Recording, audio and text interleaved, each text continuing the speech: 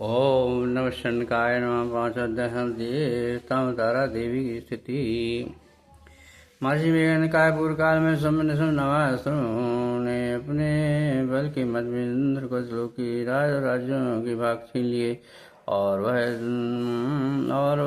दोनों इस प्रकार सूर्य धर्मराज के अधिकार भी छीन कर समय का उपयोग करने लगे। वायु अग्नि का कार्य भी वही करने लगे। इसके पश्चात उन्होंने जिन देवताओं का राज छीन लिया था उनको अपने अपने स्थान से निकाल दिया। इस तरह से इसका छीने हुए दैत्यों द्वारा निकाली हुई देवता पार्थिव देवी को स्मरण करने लगे। देवी ने हमको वर दिया था कि मैं तुम्हारी संपूर्ण विपत्तियों में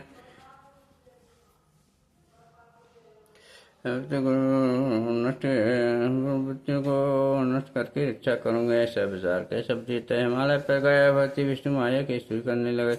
देवताओं ने कहा देवी को नमस्कार है, शिव को नमस्कार है, ओम नमस्कार, प्रकृति भद्रा को नमस्कार है। हम लोग रुद्रा नित्य जोरी को नमस्कार करते हैं। ज्योतिमय चंद्रूपी मुख रूपी देवी को निरंतर नमस्कार करते हैं। शरणागतों को कल्याण करने वाली वृद्धि और सिद्धि रूपा देवी को नमस्कार करते हैं। बारम्बार नमस्कार करते हैं। नीति राजाओं को लक्ष्मी शर्वाणी को नमस्कार, दुर्गा को दुर्गे पार करने वाली दुर्गा, पारा को सापा सर्पाणी ख्याति कृष्णा धूम्रा देवी को सदैव नमस्कार है। तन सौम्य तथा तन रुद्र रूप को हम नमस्कार करते हैं। हमारा बारम्बार प्रणाम है। जगत का आधार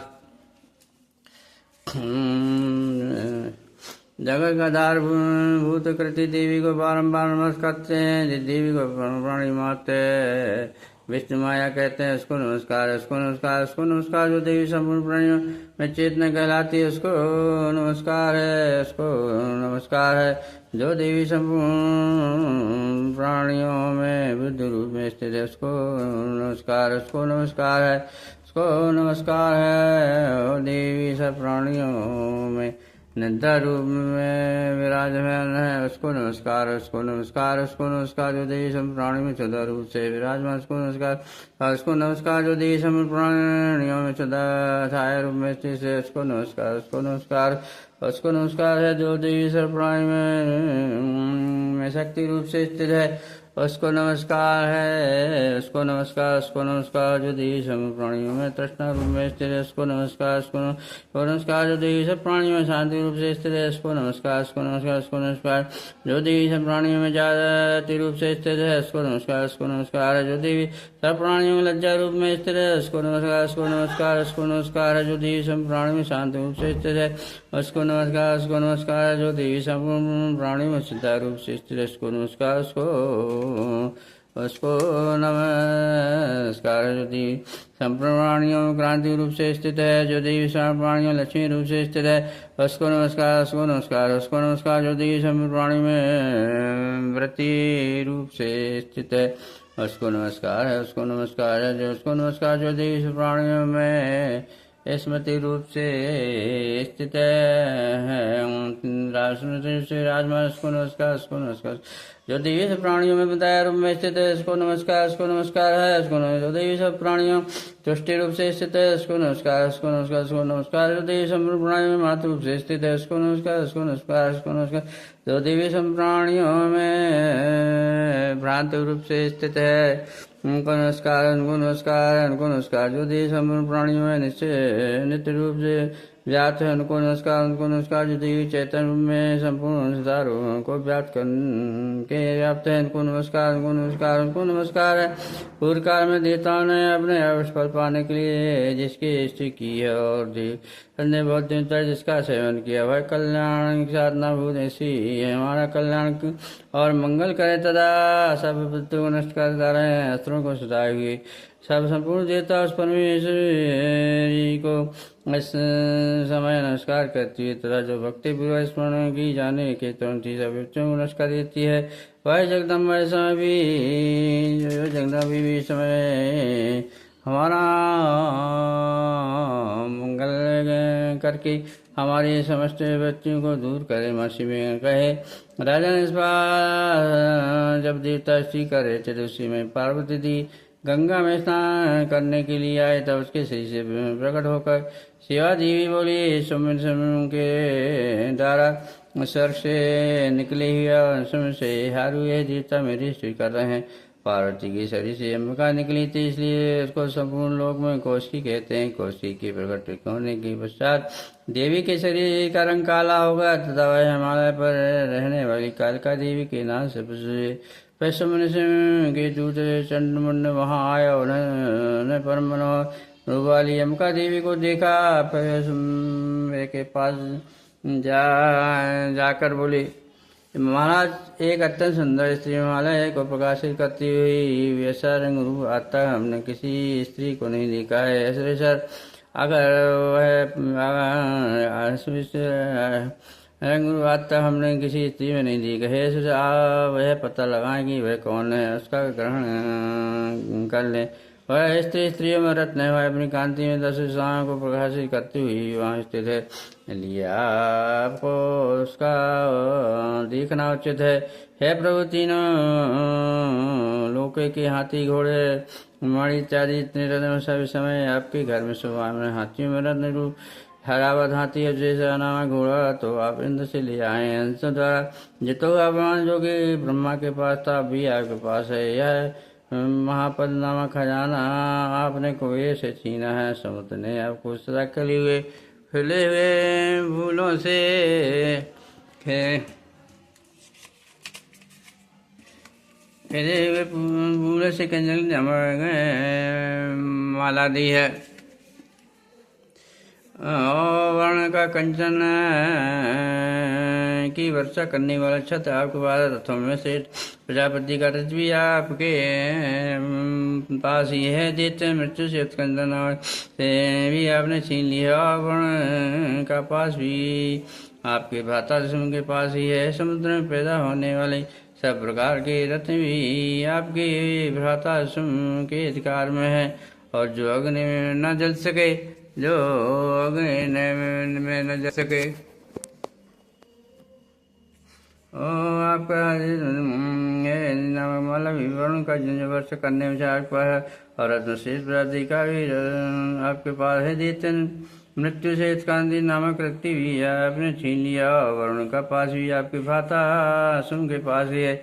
और समुद्र में पैदा होने वाले सब प्रकार रथ भी आपके भाता सुम के अधिकार में। और जो अग्नि न जल सके ऐसे तो वस्तु भी अग्नि ने आपको दिए हैं।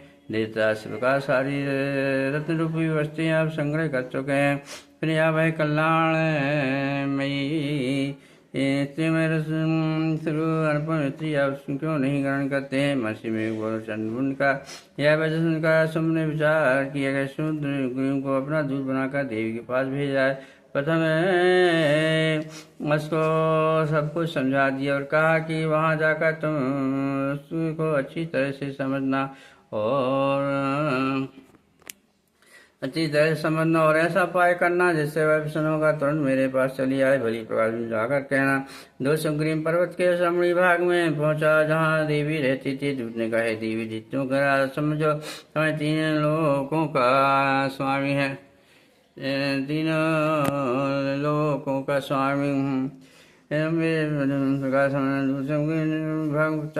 कहती दूत ने कहा देवी दित्यों का राजा सुम जो समय लोगों के स्वामी में उसका दूत वहाँ तुम्हारे पास आकर संपूर्ण देवता उसकी आज्ञा एक स्वर में मानते हैं। अब जो कुछ भी उसने कहलावे जावे सुनो। उसने कहा है समय समय जो कि मेरे वश में है मेरे वश उसकी आज्ञा वहाँ तुम्हारे पास आया संपूर्णता उसकी आज्ञा में मानते हैं। अब जो कुछ भी उसने कहलावा जाए सुनो। उसने कहा कि संपूर्ण लोग मेरे वश में है और संपूर्ण यज्ञों के भाग को पृथक पृथक मैं ही लेता हूँ। 3 लोकों में जितने श्रेष्ठ सब मेरे पास हैं। देवराज इंद्र का वहाँ जाती भी मेरे पास है जो मैंने तुमसे छीन लिया है। और सवा नामा घोड़ा जो क्षीर सागर से मंथन करने अर्थात देवताओं ने मुझे समर्पित कर दिया है। संदेश कहते और भी जो रत्न भूषण बता देवताओं के पास है सब मेरे पास है। हे देवी मैं तुम्हें संसार को स्त्री मरद मानता हूँ क्योंकि रत्नों का उपयोग करने वाला मैं हूँ। चंचल कटाक्ष वाली सुंदी अब यह मैं तुझ पर छोड़ता कि तू मेरे भाई महाकवि शुंभ की सेवा में आ जाए। अरे तू मुझे भरेगी तो तुझे अतुल महानेश्वर की प्राप्त होगी। अब तुम अपनी बुद्धि से यह विचार कर मेरे पास चली आओ। मासी बहन का दूध के ऐसे कहने पर संपूर्ण जगत का कल्याण करने वाली शक्ति दुर्गा मानी में उसका इस पर कहने लगी। देवी ने कहा, तू जो कुछ कह रहा है वह सच है और उसमें किंचित मात्र भी झूठ नहीं है। समय समय तीन लोगों का स्वामी और भी इसी तरह बड़ा काम है, किंतु उसके संबंध मैं जो प्रतिज्ञा कर चुका उसमें किसी तरह कैसे छुटा सकती हूँ। अतः तुम मैं जो प्रतिज्ञा की उसे समझो। मुझे युद्ध में जीत लेगा और मेरी अभिमान को खंडित करेगा तथा बल में मेरे समान होगा, वही मेरा स्वामी होगा। इसलिए तुम तथा अथवा पराक्रमी यहाँ आवे और युद्ध में जीत कर मुझसे विवाह करके इसमें भला देर की क्या आवश्यकता है। दूध ने कहा, देवी हे देवी, तुम अभिमान में भरी हुई मेरे सामने तुम ऐसी बात न करो। इस रोकी में मुझे तो ऐसा कोई दिखाई नहीं था जो कि समय के सामने ठहर सके। हे देवी, जब अन्य देवता में से कोई सुम्बे के सामने युद्ध में ठहर नहीं सकता, तो फिर तुम जैसी स्त्री उसकी रणभूमि में कैसे ठहर सकोगे। जिन आदि अस्त्रों के सामने आदि देवता नहीं ठहर सके, तो फिर तुम अकेली स्त्री उसके सामने कैसे ठहर सकोगी। अतः तुम मेरा कहना मानकर उसके पास चली आओ, नहीं तो जब वह तुम्हें केस पकड़कर खींचते हुए ले जाएंगे तो तुम्हारा गौरव नष्ट हो जाएगा। इसलिए मेरी बात मान लो। देवी ने कहा, जो कुछ भी तुमने कहा ठीक है। समय बड़े बलवान है, लेकिन मैं क्या कर सकती हूँ, क्योंकि मैं बिना विचारे प्रतिज्ञा कर चुकी। इसलिए तुम जाओ, जो कुछ कहा वह सब आदर पूर्वक तुझसे कहे तो इसके बाद जो है जो संदेह ओम 5वां अध्याय समाप्त।